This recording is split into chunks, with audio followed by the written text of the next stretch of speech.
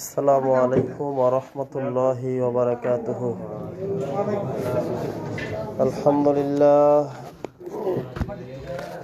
আলহামদুলিল্লাহ নাহমাদুহু ওয়া নাস্তাঈনুহু ওয়া নাস্তাগফিরুহু ওয়া নু'মিনু বিহি ওয়া নাতাওয়াক্কালু আলাইহি ওয়া নাউযু বিল্লাহি মিন শুরুরি আনফুসিনা ওয়া মিন সাইয়্যাতি আমালিনা মান ইয়াহদিহিল্লাহু ফালা মুদিল্লা লাহু ومن يضلل فلا هادي له وأشهد أن لا إله إلا الله وحده لا شريك له وأشهد أن محمدا عبده ورسوله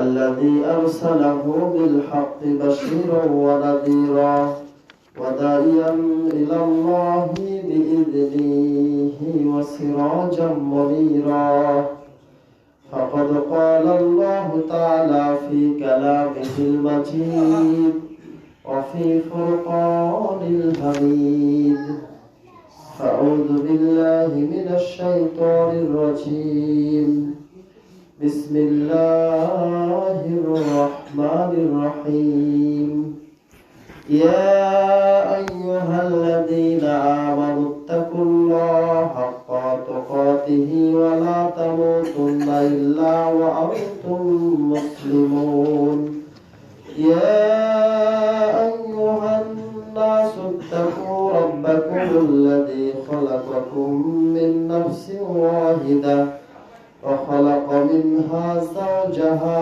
وبث منهما رجالا كثيرا ونساء واتقوا الله الذي تساءلون به والأرحام إن الله كان عليكم رقيبا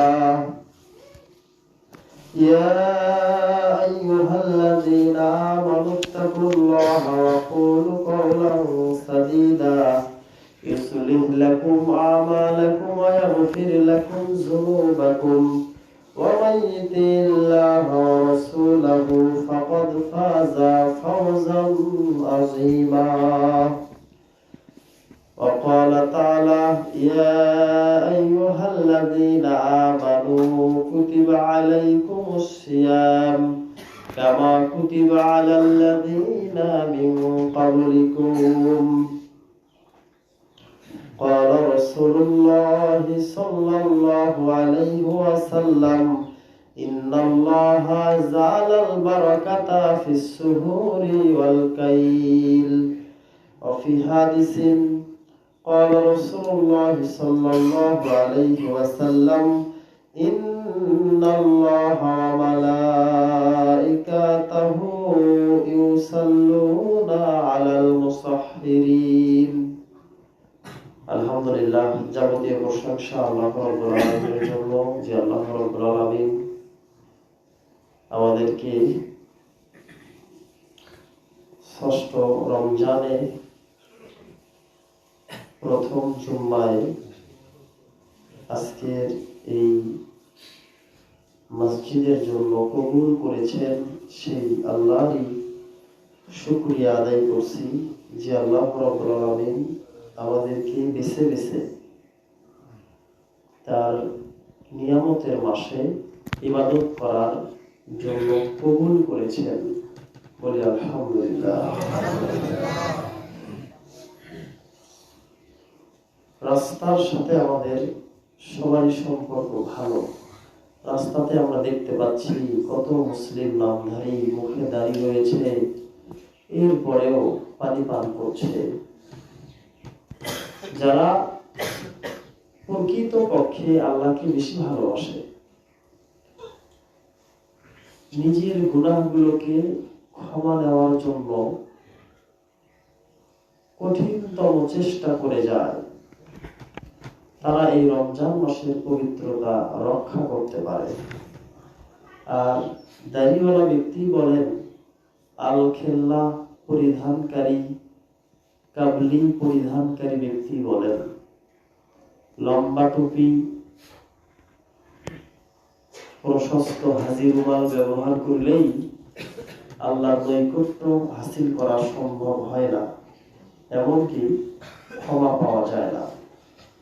আল্লাহ রাব্বুল আলামিন আমাদেরকে সেই সমস্ত ব্যক্তিদের কাছ থেকে আলাদা রেখে খুতবার আগে মসজিদে আসার তৌফিক দান করেছেন। সে আল্লাহ রাব্বুল আলামিনের আবারও শুকরিয়া করি। আলহামদুলিল্লাহি রাব্বিল আলামিন। দুরুদ ও তাসলিম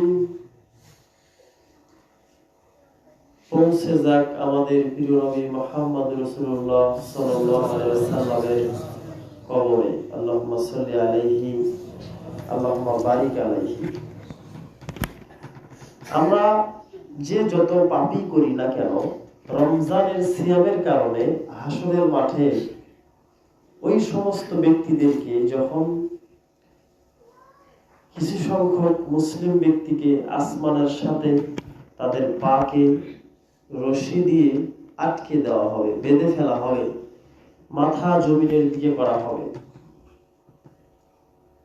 শোনেন, একজন মানুষের কাঁধ হবে হাসরের মাঠে 70,000 কিলোমিটার।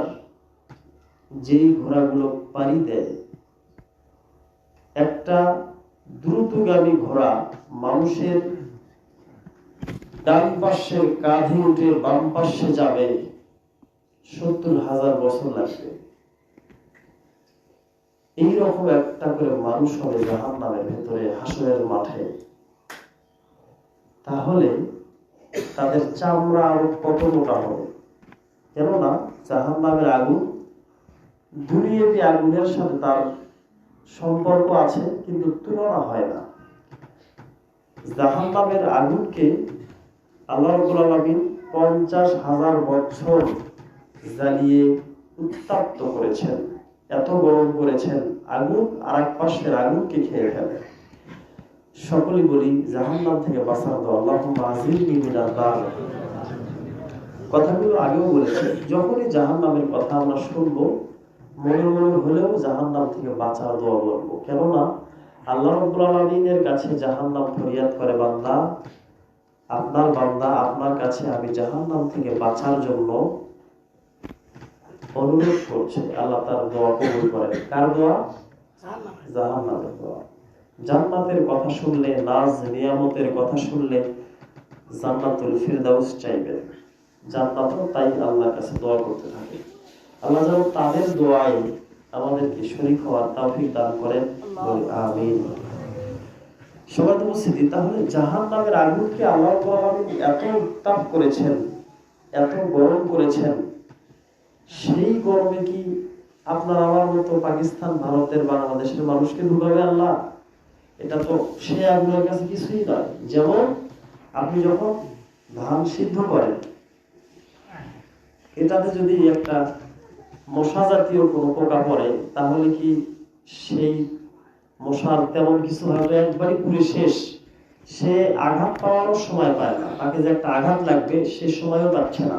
এই মানুষগুলোকে যখন সেই জাহান্নামে দেওয়া হবে, তখনও এরকম হবে, সে আঘাত পাওয়ার মতো কোনো অবস্থা থাকবে না। যার জন্য আল্লাহ রাব্বুল আলামিনের নাফরমানি করার দরুনে এই ব্যক্তিদেরকে আল্লাহ এত লম্বা করবেন, এত মোটাতাজা করবেন, এত বড় বড় করবেন, যেই মানুষের একটা দাঁত হবে বড় বড় অট্টালিকার সমান। তাহলে মানুষটা কত বড়। সেই মানুষকে জাহান্নামে দেওয়া হবে যাতে আস্তে আস্তে পড়া যায়, সে যাতে বুঝতে পারে যে যন্ত্রণা কত কঠিন। আর সে ভাববে, আল্লাহুম্মা আজিরনি মিনান নার, আর সে ভাববে, এই দুনিয়াতে যদি আমি ভালো কিছু করতাম, দুনিয়াতে রমজান মাস পেয়েছি, যদি আমি সিয়াম পালন করতাম, তাহলে আজকে আমাকে এই আযাব সহ্য করতে হতো না। সুদখোরদেরকে সেই রক্তের নদীতে নিক্ষেপ করা হবে। সেখানে কিসের রক্ত হবে? ওই যে জাহান্নামীদেরকে, যারা আরো পাপ করেছে, তাদেরকে উপর থেকে আগুনের তাপে গোস্ত পুঁজ হয়ে রক্ত হয়ে নিচে পড়বে। সেই সাগরের ভেতরে সুদখোর ব্যক্তিকে নিক্ষেপ করা হবে। এবারে সেই রক্তের নদীও থাকবে খুব উত্তপ্ত, খুব গরম থাকবে। গরম তরকারি, গরম তেলের ভেতরে যখন কিছু দেওয়া হয়, তখনই বোঝা যায় যে কেমন হবে। অনুরূপ ভাবে রক্তের নদীতে সুদখোর ব্যক্তিকে নিক্ষেপ করা হবে। যে ব্যক্তি সুদের সাথে সামান্যতম জড়িত আছে, যে ব্যক্তি সুদের সাথে সামান্যতম জড়িত আছে, তাকেও ছাড় দেওয়া হবে না। এবারে আসেন, মোবাইল ফোনে যখন আপনি 10 টাকা ধার নেন, তখন কিন্তু আপনাকে সুদ দিতে হয়। তাহলে কি আপনি গুনাহগার হবেন?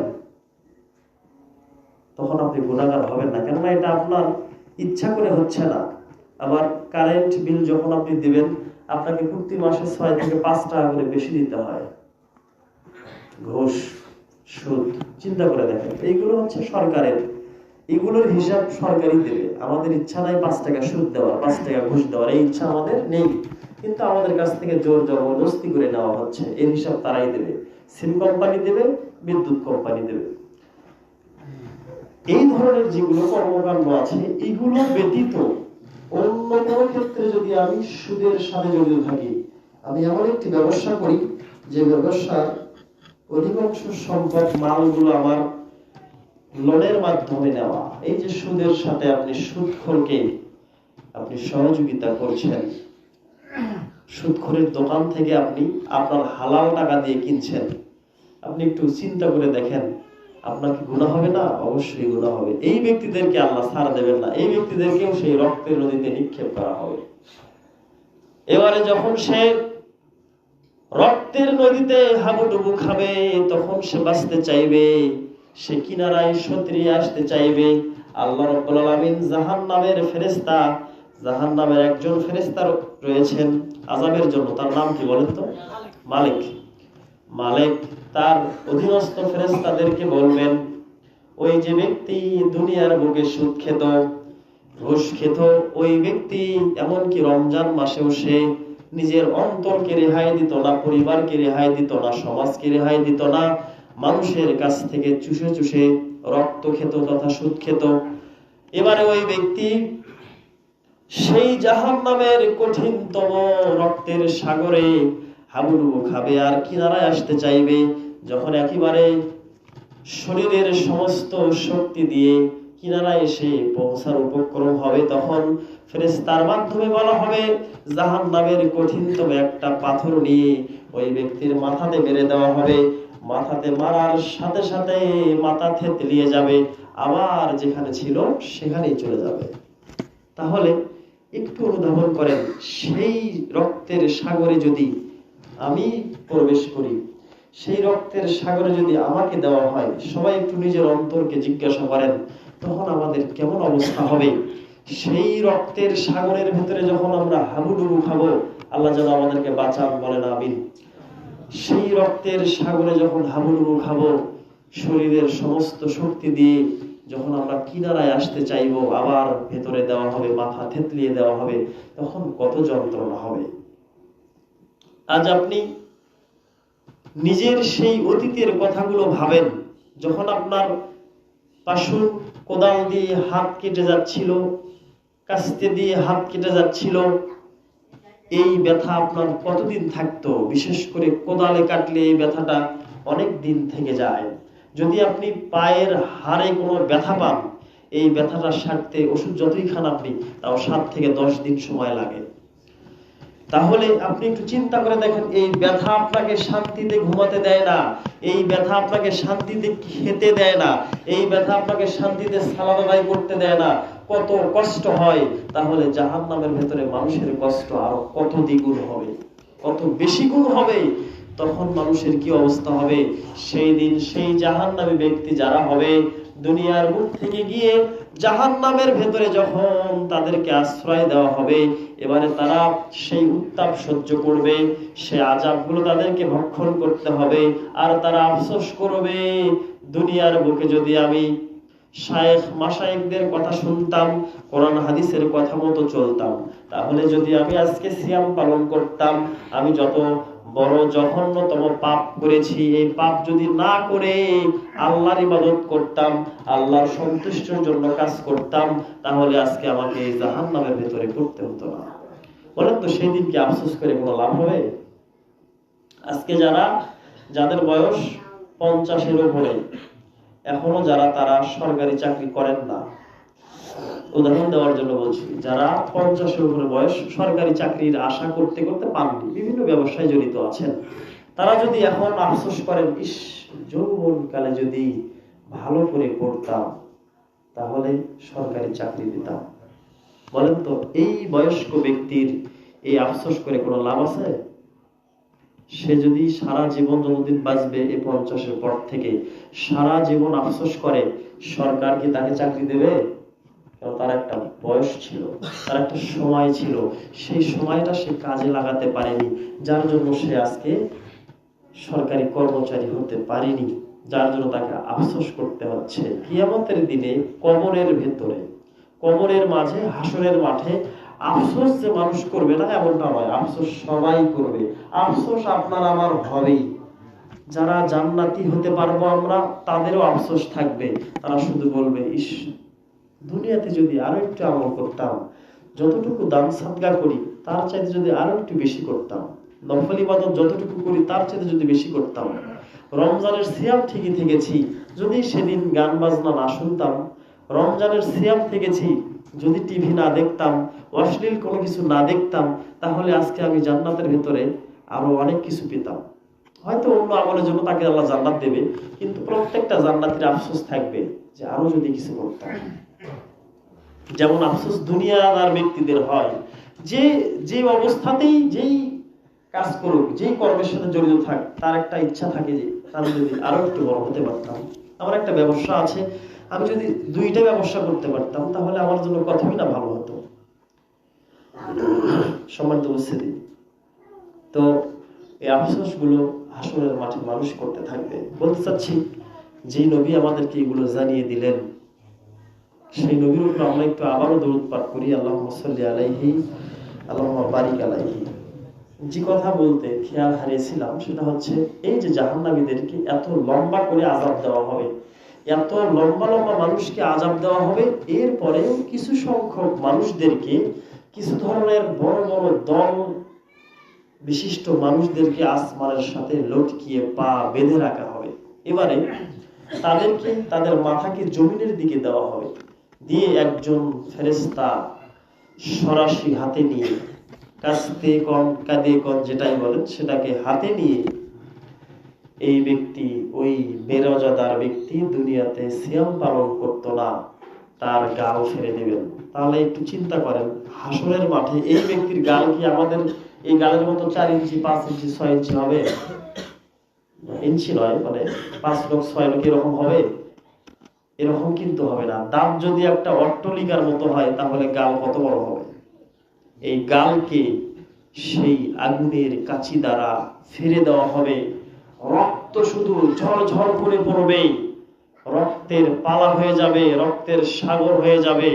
তাহলে বেরোজাদার ব্যক্তি, আপনি মাস্তাতে একটু চিন্তা করে দেখেন, আমার এই সমাজে চিন্তা করে দেখেন কতজন ব্যক্তি সিয়াম পালন করে না, আর তাদের শরীরকে যদি এত হুষ্টপুষ্ট মোটা তাজা করা হয়, তাদের শরীর থেকে কত রক্ত ঝরবে। এরকম চিন্তা করেন, পুরো গোবিন্দগঞ্জ উপজেলা, গাইবান্ধা জেলা, সারা বাংলাদেশ, সারা বিশ্ব, কত লক্ষ লক্ষ কোটি কোটি মানুষ সিয়াম পালন করে না। এই ব্যক্তিদের সেদিন কেমন অবস্থা হবে? হাসরের মাঠে গাল ফেলে দেওয়া হবে। সাহাবী বলছেন, ইয়া রাসূলুল্লাহ, আরো কি আযাব দেওয়া হবে? আল্লাহর নবী সাল্লাল্লাহু আলাইহি সাল্লাম বললেন, আমি সেই দৃশ্য মিরাজে দেখেছি, যখন তার ডান পাশের গালকে ফেলে দেওয়া হবে, অনেক সময় লাগবে, অনেক মোটা গাল, সেটাকে ফাড়িয়ে দেওয়া হবে, রক্ত ঝরঝর করতে থাকবে। এবারে বাম পাশের গালে আবার ওই সরাসি বাজিয়ে দেওয়া হবে, আবার সেটাকে ফিরে এই দিক থেকে কানের লগ্নি পর্যন্ত নিয়ে যাওয়া হবে। এবারে ডান পাশে ফেরেশতা এসে দেখবে গাল আগের মতো হয়ে আছে, মানে গাল ভালো হয়েছে, আবার শাস্তি হবে। এবারে একটু অনুধাবন করেন পূর্বের কথা, আপনার যখন হাত কেটে যায়, আপনার যখন শরীরের কোনো অঙ্গ প্রত্যঙ্গের কোনো চামড়া কেটে যায়, তখন আপনাকে কত ঝাল লাগে, মানে কত ব্যথা লাগে, কত কষ্ট লাগে। এটা ভালো না হওয়া পর্যন্ত শান্তি পান না, যখন ভালো হয় তখন শান্তি পাই।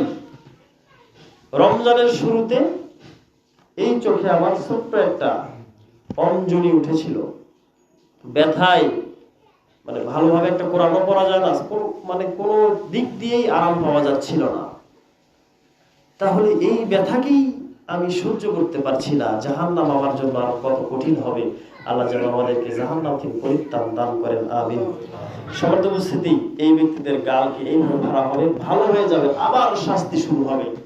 একটু চিন্তা করেন, পরকালের দিকে দেখে হাজার হাজার লক্ষ লক্ষ মানুষ হাসরের মাঠে চলাচল করবে, সবাই আমাদের একে অপরকে চিনবে, সবাই চিনবে, আর সবাই উপর দিকে চেয়ে থাকবে, ইস আমাদের এলাকার হুজুর ছিল, আমাদের মসজিদের খতিব ছিল, আমাদের মসজিদের মুয়াজ্জিন ছিল, আমাদের মসজিদের সভাপতি ছিল, আমাদের মসজিদের এই কমিটি ওই কমিটি, আমাদের মসজিদের এত সম্ভ্রান্ত আলেম, আমাদের এলাকার এত ভালো ব্যক্তি, আমাদের দেশের এত বড় উঁচু মানের ভাইরেল মাওলানা, তাদেরকে আজকে দেখছি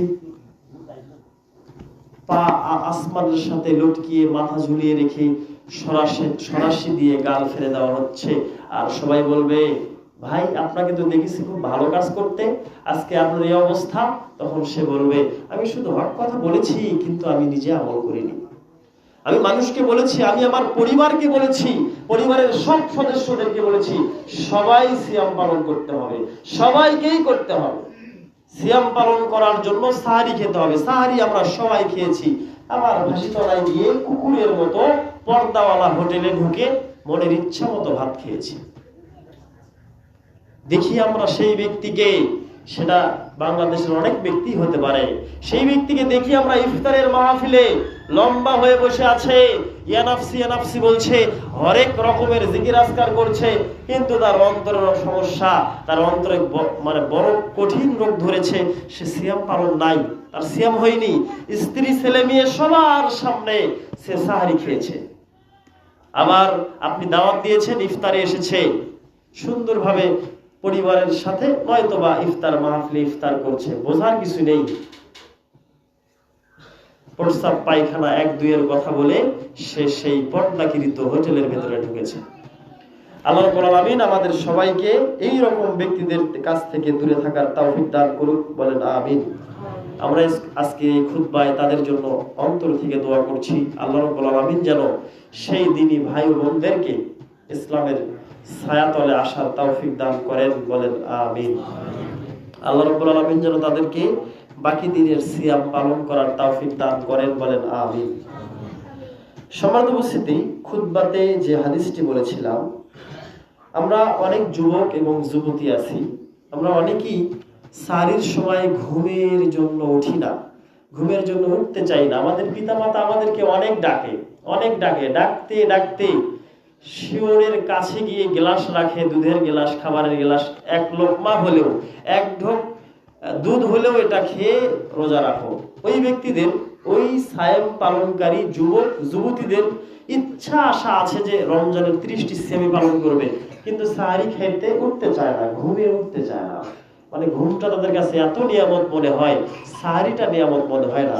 আল্লাহ নবী সাল্লাল্লাহু আলাইহি সাল্লাম বলছেন যে ইন্নাল্লাহা, নিশ্চয়ই আল্লাহ, জালাল বারাকাতা ফিস সুহুরি, সিয়ারির ভেতরে আল্লাহ রাব্বুল আলামিন বরকত দিয়ে বর্ণিত করেছেন, বলেন সুবহানাল্লাহ। এত পরিমাণ বরকত দিয়েছেন যা বলার ভাষা নেই, এত পরিমাণ। তাহলে পৃথিবীতে কত ভাষা, সেই ভাষা দিয়ে নিয়ামতকে তুলনা করলেও সাহারির নিয়ামতের তুলনা করা সম্ভব হবে না। এত বরকত, এত নিয়ামত দিয়েছে সাহারির ভেতরে, সেই সাহারি আমরা খেতে চাই না।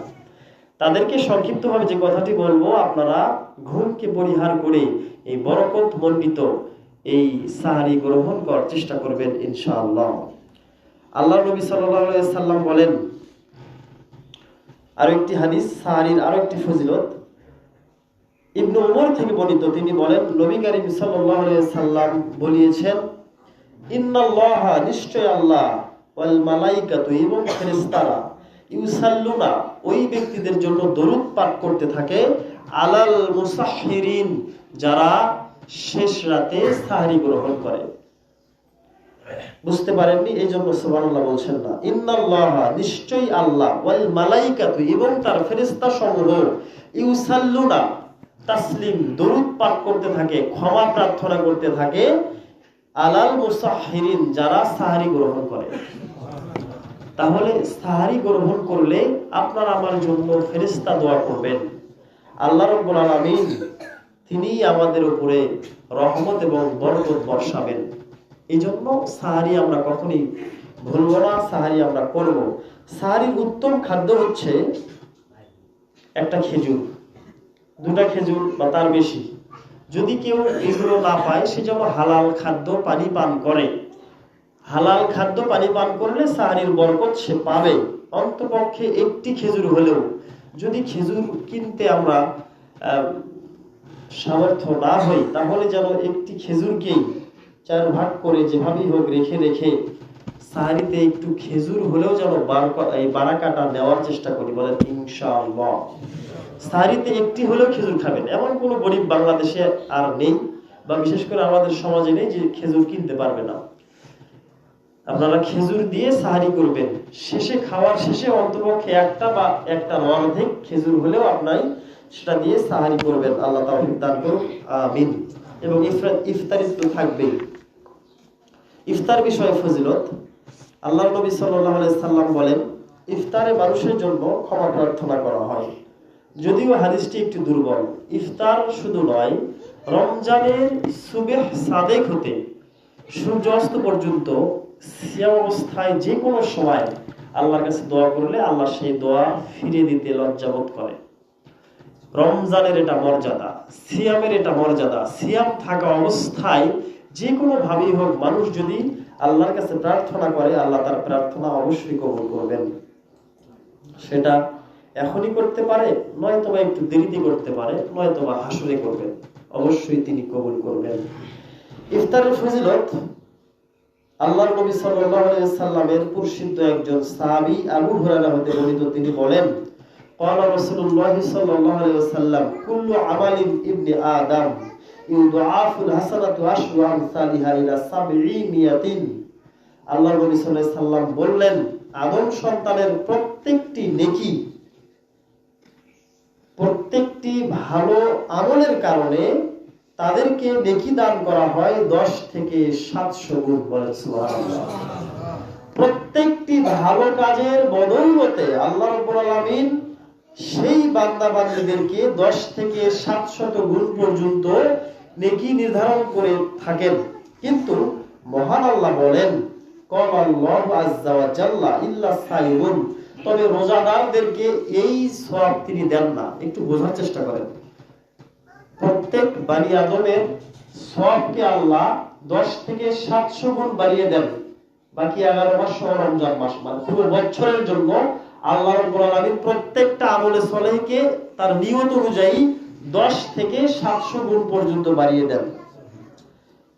আল্লাহ বললেন, ক্বালাল্লাহু আযজা ওয়া জাল্লা ইল্লা সাওমা, সিয়াম পালনকারী ব্যতীত, যারা রোজা থাকে, যারা সিয়াম পালন করে, তাদেরকে ব্যতীত যারা আছে পৃথিবীতে, তাদের অন্যান্য আমলের জন্য আল্লাহ 10 থেকে 700 গুণ বাড়িয়ে দেন। আল্লাহ নবী সাল্লাল্লাহু আলাইহি সাল্লাম বলেন, আল্লাহ বলেছেন, ওয়া আনা আযিবিহি ফাহিন্নাহু লি, নিশ্চয়ই এই সিয়াম হচ্ছে আমার জন্য, মানে আল্লাহর জন্য। আল্লাহ বলেন, এই সিয়াম আমার জন্য, এই জন্য এই সওয়াবের নির্ধারণ আমি নিজেই করে থাকি, অন্য আমলের জন্য 10 থেকে 700 গুণ পাই। আল্লাহ নবী সাল্লাল্লাহু আলাইহি সাল্লাম বললেন, আল্লাহ যখন বলেন ফাইন্নাহু লি, ওই সিয়াম পালনকারী আমার জন্য, ওয়া আনা আজজি বিহি, আমি তাকে তার প্রতিদান দিয়ে দেব, বিহি ইয়াদুশ শাহওয়াতু ওয়া তুআমাহু মিন আজলিহি সাইমু, ফারহাতান ফারহাতুন ইনদাল ফিতরি ওয়া ফারহাতুন ইনদাল লিকাই রাব্বিহি। আল্লাহ নবী সাল্লাল্লাহু আলাইহি সাল্লাম বললেন, সেই সিয়াম পালনকারী যিনি তার সমস্ত যৌন বাসনা ও খানাপিনা ত্যাগ করে সিয়াম পালন করে, এজন্যই এই আকাঙ্ক্ষা, যেটা আমি একটু আগে বললাম, এই আকাঙ্ক্ষা প্রত্যেক যুবক যুবতীর জন্য একেবারে খুবই কষ্টকর নিজেকে কন্ট্রোল করা।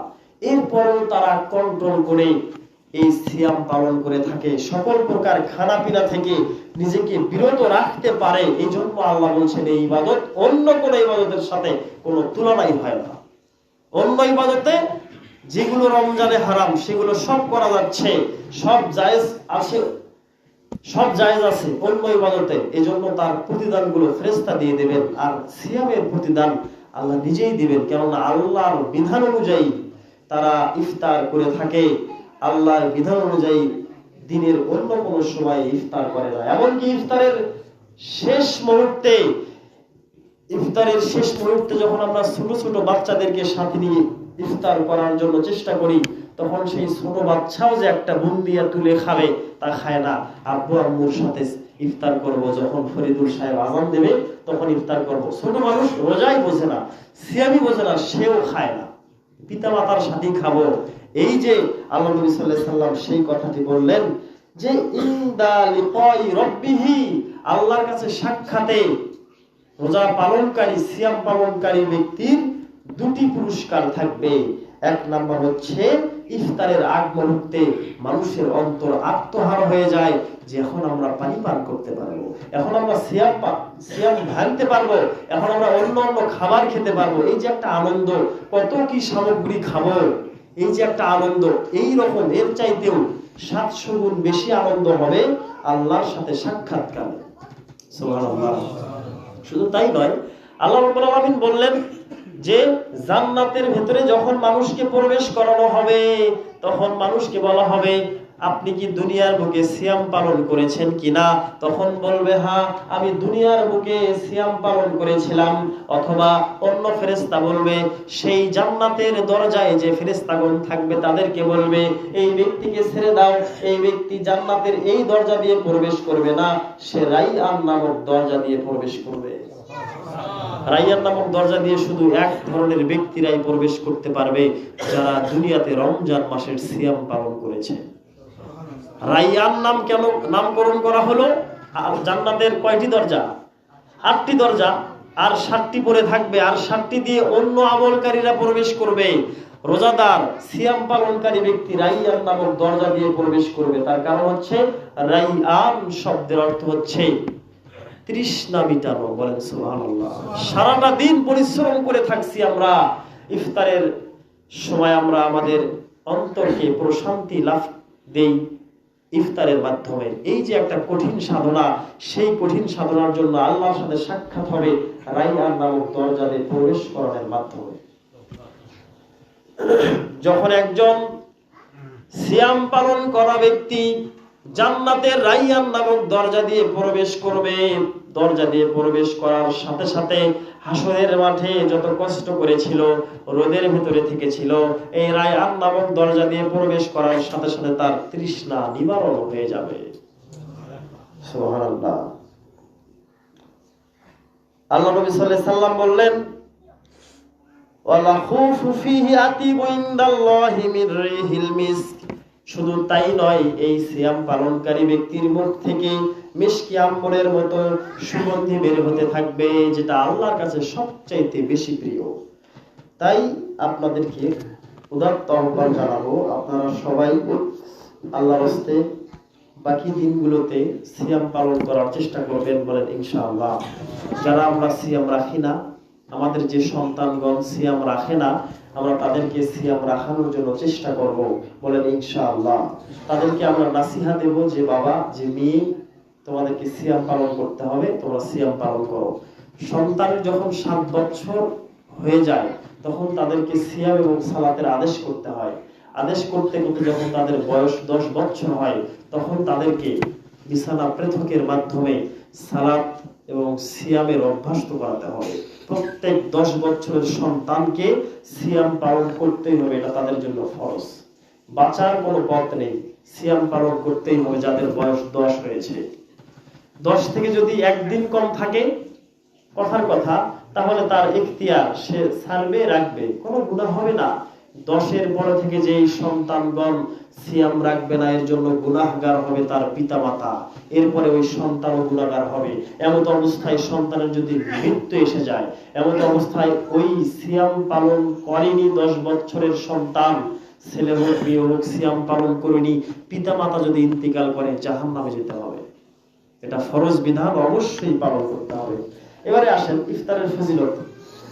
তো ইফতার যারা করবে আর ইফতার যারা করাবে, এগুলো আলোচনা করলে আপনারা অন্য কিছু মনে করতে পারেন যে হুজুররা দাওয়াত খাওয়ার জন্য ইফতারের রস করে। আসলে এমনটা নয়। এই ধরনের ধারণা থেকে নিজেকে দূরে রাখবেন। ইফতার যখন আপনি একজন অভাবী গরিব ব্যক্তিকে করাবেন, সেই ব্যক্তিকে আল্লাহ রাব্বুল আলামিন অত্যন্ত মূল্যবান সওয়াব দেবেন। যে ব্যক্তি ইফতার করবে তাকে আল্লাহ পাক মূল্যবান সওয়াব দেবেন। সে যে সিয়াম পালন করেছেন, সিয়াম পালনের জন্য আল্লাহ তার সাথে সাক্ষাৎ করবেন। একটি কথা না বললে এই কথাটা বোঝা কষ্ট হয়ে যাবে মনে হচ্ছে, সেটা হচ্ছে অনেকেই অন্যের বাড়িতে ইফতার করতে চায় না। কেন চায় না? সারাদিন রোজা রাখে ওই মন্ডলে গেরক দেওয়া লাগবে, ইফতারের সারাদিনের সওয়াব প্রধানে গেরক দেওয়া লাগবে, অমুক অমুককে দেওয়া লাগবে। এই যে একটা ধ্যান ধারণা, এটা একটা গর্হিত ধারণা, এটা একটা গর্হিত ধারণা। আমি সিয়াম পালন করছি, আপনি সিয়াম পালন করছেন, আপনি যদি অন্যের বাড়িতে ইফতার করেন আপনার সব থেকে কিঞ্চিত পরিমাণ কর্তন করা হবে না, বরঞ্চ আল্লাহ এটাকে আরো 10 গুণ বাড়িয়ে দিবেন। আপনি সিয়াম পালন করলেন, আপনাকে দাওয়াত দেওয়া হলো, দাওয়াত খেতে গেলেন, ইফতার করলেন, ওই ব্যক্তি নিজের সব সহ যাদেরকে ইফতার করালো তাদের প্রত্যেকের সারা দিনের যে সব, সবগুলো ইফতার করানোওয়ালা ব্যক্তির আমলনামায় আল্লাহ দিবেন। কে দিবেন? এবং যে ইফতার করলো তাকেও 10 গুণ দিবেন। আল্লাহর সওয়াবের অভাব নেই। ফেরেশতা যদি একবার বলে লা হাওলা ওয়ালা কুওয়াতা ইল্লা বিল্লাহ, সেখানে সব দ্বারা পরিপূর্ণ হয়। বান্দা যদি, সেই বান্দাকে যদি আল্লাহ জান্নাত দেন, এই বান্দা যদি দুনিয়ার বুকে একবার বলে লা হাওলা ওয়ালা কুওয়াতা ইল্লা বিল্লাহ, জান্নাতের ভেতরে ওই ব্যক্তির নিয়ামত পরিপূর্ণ হয়ে যায়। আল্লাহ সব দেবেন। গত বছরও বলেছি, আবার বলছি, ডেস্টিনি চ্যানেল আপনারা এক সময় ছিল, এ ধরনের আরো কিছু সংগঠন ছিল যারা মানুষের কাছ থেকে টাকা নিত, চট্টগ্রামে গাছ লাগাতো। গাছ মানে জায়গা তার বাপের ছিল, সেখানে লাগাতো। সেই কাঠ ঘরে লাগালে আগুন যদি ধরে কাঠ কোনোদিন পুড়বে না। আল্লাহ রাব্বুল আলামিন বললেন যে আগুনকে এমন শক্তি পাওয়ার দিয়ে সৃষ্টি করা হয়েছে, পানি ছাড়া যা কিছু দেওয়া হবে সব পুড়ে ভস্ম হয়ে যাবে। কিন্তু এই ডেস্টিনি আমাদের গাছ এটা কখনো পুড়বে না। কেমন ভাবে মানুষকে তখন বুঝাচ্ছে আল্লাহ পাক তাদের কাছ থেকে বাংলাদেশিকে রক্ষা করেছেন। বলেন আলহামদুলিল্লাহ। তো যেটা বলতে চাচ্ছিলাম, ডেস্টিনিতে যখন একজন ব্যক্তিকে প্রবেশ করানো হয় সে 500 টাকা পায়। ওই ব্যক্তি যদি আরো 10 জনকে ঢুকায় সে 10 জনের কাছ থেকেও সে 500 করে পায়। এই 10 জন ব্যক্তি যদি আরো 5 জনকে ঢুকায়, এই 10 জনের আমলনামায় মানে পকেটে 500 করে টাকা আসে। মানে সংগঠনে গড়ে টাকা পৌঁছে কিনা আল্লাহ নাকি ভালো জানে। এটা দিয়ে একটু উদাহরণ দেওয়ার জন্য বলছি, যখন আপনি সওয়াবের কাজ করবেন, একটা ইসলামিক সঙ্গীত অথবা একটা কোরআন তেলাওয়াত আপনি ফোনে শেয়ার করে দিলেন, ধরেন 10 নেকির কথা বলছি, দেখেন তো যে চটদার বাইরে মনে হয় জায়গা হচ্ছে না। বাইরে যারা আছেন অনুগ্রহপূর্বক রাস্তায় দাঁড়াবেন না, রাস্তায় না দাঁড়িয়ে আশেপাশে দাঁড়ান। ওই যে সোহাগ ভাইয়ের গেটের সামনে জায়গা আছে, ওখানেও দাঁড়াতে পারেন। রাস্তায় মানুষের চলাচলের একটু ব্যবস্থা করে দিবেন। আর হচ্ছে দুই কাতার না করে 1 কাতার করেন। আর ওই পাশে কবর আছে, ওইখানে সালাত হবে না। রাস্তার পূর্ব পাশে যে কবর আছে, কবরের ওখানে সালাত আদায় হবে না। অতএব মসজিদের একবারে বারান্দার দিকে 1 কাতার করার চেষ্টা করেন, বা 2 কাতার হলে করেন, রাস্তা রাখেন। আর সোহাগ ভাই ওখানে জায়গা আছে, বা আশেপাশে আরো যদি জায়গা থাকে সেখানে জায়গা দেন। যে কথা বলতে চাচ্ছিলাম, তো রোজাদার ব্যক্তিকে যদি আপনি এই ইফতার করান, তাহলে এই সবকে আল্লাহ ডেস্টিনির চাইতেও লক্ষ কোটি গুণে আরো বৃদ্ধি করে দেবেন। এজন্য এই বিষয়ে কোনো এই গর্হিত সন্দেহ করবেন না যে রোজা আমি সিয়াম পালন করলাম, অন্যের বাড়িতে খাইলাম, খাওয়ার পরে সব দিলাম। সব দেওয়ার মালিক তো আপনি আমি নই, সব দেওয়ার মালিক আমার আপনার সেই আল্লাহ, তিনিই সব দিয়ে থাকেন, তিনিই সব দিয়ে থাকেন। অতএব সেই দিকে লক্ষ্য রেখে যদি কোনো অভাবী ব্যক্তিকে, দুস্থ ব্যক্তিকে অথবা কোনো ধনী ব্যক্তিকেও কেউ যদি দাওয়াত দিয়ে থাকে, অবশ্যই নির্দ্বিধায় সেই দাওয়াতে অংশগ্রহণ করবেন। সব দেওয়ার মালিক আল্লাহ, আল্লাহ সেটাকে বাড়িয়ে দেবেন। যে কথা বলছি, এই যে গান আপনি দিলেন মানুষকে শেয়ার করে, যত ব্যক্তির কানে গানের বাদ্য যাবে, আপনি একটা শেয়ার দেওয়ার কারণে তত ব্যক্তির গুনাহগুলো আপনার আমলনামায় আসবে। অনুরূপ ভাবে সবের কাজ করবেন, যত ব্যক্তি শুনবে তত ব্যক্তির সওয়াবগুলো আপনার আমলনামায় আসবে। যারা শুনছে তারাও সওয়াব পাবে, পাপের ক্ষেত্রে যারা শুনছে তারাও পাপ হবে, আপনার বেশি পাপ হবে। অনুরূপ ভাবে সবের কাজগুলো এইভাবেই করতে থাকবেন ইনশাআল্লাহ। তো এবারে এই যে আমরা ইফতার করলাম, ইফতারের বিষয়ে একটা সতর্ক, এটা কথা বলে আমি শেষ করব। ইফতারের বিষয়ে একটা সতর্ক, যাদের পিতামাতা ইন্তিকাল করেছে, ভাই বিরাদার ইন্তিকাল করেছে, তাদের ক্ষেত্রে মজলিস তো আমাদের সমাজে হয় না। আমরা অন্যের জায়গায় আগে খেতে যেতাম, এখন সেটাও যাই না, আলহামদুলিল্লাহ। তো এই যে একটা সুযোগ, ইফতার সময় যে আমার মা মারা গেছে, আমার পিতা মারা গেছে, তাদের জন্য একটা ইফতার মাহফিল করে চালিয়ে দেই যে আমি ইফতার করাচ্ছি। নিয়ত যদি মৃত্যু ব্যক্তির ক্ষেত্রে থাকে, যিনি খাওয়ালো, এত হাজার হাজার টাকা খরচ করে ইফতার মাহফিল করলো, যতগুলো দানা, যতগুলো খাদ্য সে ব্যবহার করলো, যত টাকা অপচয় করলো, এর পরিবর্তে তার আমল নামায় পাপ অর্জন হবে, বলে নাউজুবিল্লাহ, যদি মৃত্যু ব্যক্তিকে কেন্দ্র করে। তবে আপনি করতে পারবেন এতিমখানায়, গ্রামের ভেতরে যারা দুস্থ ব্যক্তি আছে, অভাবী, যাদের এক বেলা খাওয়ার পরে দ্বিতীয় বেলা আর থাকে না, এই রকম ব্যক্তি যদি পান, তাদেরকে নিয়ে এই ইফতার মাহফিল করবেন, যেটাকে বলা হয় সাদাকা। এই সাদাকা যে সে খেতে পারে না, এই সাদাকা আমি খেতে পারবো না, এই সাদাকা ফরিদুল ভাই খেতে পারবে না, মসজিদের যারা কমিটি আছে তারা খেতে পারবে না, কেন তাদের 2 বেলা 3 বেলার ভাত চলে, তারা মিসকিনের কাতারে পড়ে না, এই জন্য তারা সেই ইফতার খেতে পারবে না। যদি আপনি খাওয়ান, আপনি যত টাকা ইনভেস্ট করলেন এখানে, দুঃখিত যে এখানে জমা করলেন ইফতার করানোর জন্য, আপনার এর পরিবর্তে গুনাহ হবে। যত মানুষ খাবে ততই গুনাহ হবে। অতএব বোঝার চেষ্টা করবেন, মৃত্যু ব্যক্তিকে কেন্দ্র করে কোনো ইফতার মাহফিল করলে সেটা শুধু এতিম যারা তারা খাবে, সেটা শুধু অভাবী যারা তারাই খাবে। ধনীদেরকে দাওয়াত দিলে আপনার গুনাহ হবে।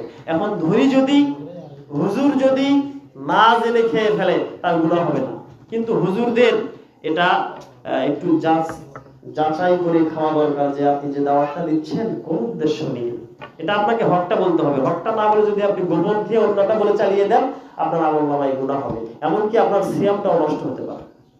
আল্লাহ পাক বোঝার তৌফিক দান করুক, আমিন। মৃত্যু ব্যক্তিকে কেন্দ্র করে তাদের নামে সাদকা করবেন, তাদের নামে সাদকা খাওয়াইয়া দেবেন, কোনো সমস্যা নেই, কিন্তু ধনীদেরকে খাওয়ায়েন না। যার জন্য এই মসজিদে আমরা এই 9 বছর থেকে কোনো সাদগার কোনো খাবার এখানে খেতে দেই না, সেটাকে আমরা বলে দিই আপনারা মাদ্রাসায় দিয়ে দেন। এই মসজিদে কি সব গরিব ব্যক্তি আসে? ধনীও আসে। আল্লাহ রাব্বুল আলামিন আমাদেরকে বোঝার তৌফিক দান করুক, আমিন। আকুলি কওলি হাযা আস্তাগফিরুল্লাহ ওয়া লাকুম ওয়া লিসাইরিল মুসলিমিন।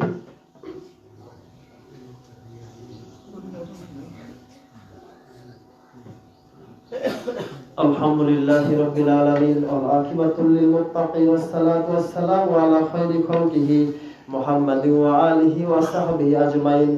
রব্বানা যালামনা আনফুসানা ওয়া ইল্লাম তাগফির লানা ওয়া তারহামনা লানাকুনান্না মিনাল খাসিরিন। আমরা একটু দোয়া করব। আমাদের যারা বিভিন্ন রোগে আছেন, হয়তোবা কারোটা আমরা জানি, কারোটা জানি না, প্রকাশ্য গোপন, এই ধরনের যত রোগী আছে আমরা তাদের সবার জন্য দোয়া করি। আল্লাহ পাক যেন তাদেরকে শিফা দান করেন, আল্লাহুম্মা আমিন। আবহাওয়া পরিবর্তনের জন্য অনেকেরই সর্দি জ্বর হয়েছে, আল্লাহ রাব্বুল আলামিন যেন তাদের এই জ্বরের মাধ্যমে তাদের গুনাহগুলোকে ক্ষমা করে দেন, বলেন আমিন। আমরা তাদের জন্য দোয়া করব, আমরা মৃত্যু ব্যক্তির জন্য দোয়া করব, আমাদের গ্রামবাসী সহ সারা বিশ্বের মানুষের জন্য দোয়া করব। আল্লাহ রাব্বুল আলামিন তাদের সবাইকে যেন সহিভাবে থাকার তৌফিক দান করেন, বলেন আল্লাহুম্মা আমিন। বলেন আল্লাহুম্মা শফিহুম শিফাআন কামিলান আজিলান গায়রা আজিলিন। আল্লাহুম্মা শফিহুম শিফাআন কামিলান আজিলান গায়রা আজিলিন।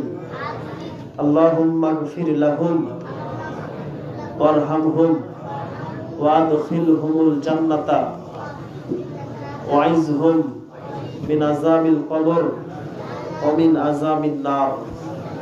اللهم صل على محمد وعلى آل محمد كما صليت على إبراهيم وعلى آل إبراهيم إنك حميد مجيد.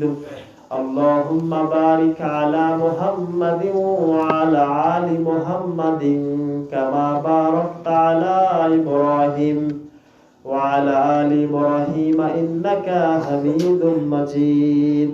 ربنا تقبل منا إنك أنت السميع العليم وتب علينا إنك أنت التواب الرحيم. سبحان ربك رب العزة عما يصفون وسلام على المرسلين والحمد لله رب العالمين. سبحانك اللهم وبحمدك أشهد أن لا إله إلا أنت আস্তাগফিরুকা ওয়া আতুবু ইলাইক। আসসালামু আলাইকুম ওয়া রাহমাতুল্লাহি ওয়া বারাকাতুহু।